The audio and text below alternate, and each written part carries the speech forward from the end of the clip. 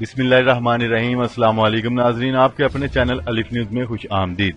آج کی اہم خبر سے آگاہ کرتے چلیں، چین کو یورپ تک پہنچنے کے لیے پاکستان کے علاوہ ایک اور راستہ مل گیا۔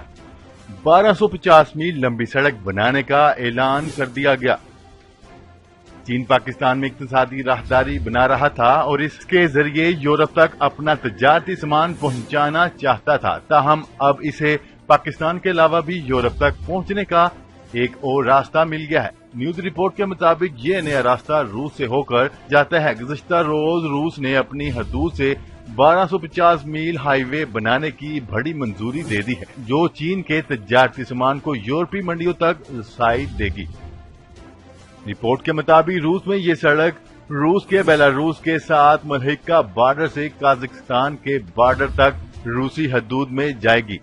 اس سڑک کی تعمیر پہلے ہی شروع ہو چکی ہے اور اس کی تکمیل میں 12 سے 14 سال لگیں گے۔ یہ منصوبہ گازپروم کے سابق ڈپٹی چیئرمین الیگزینڈر ریازیونوف کے ذہن کی پیداوار تھا، جس کی اب منظوری دی گئی ہے۔ اس روڈ کے ذریعے مشرقی چین اور یورپ کے درمیان زمینی سفر بہت کم رہ جائے گا۔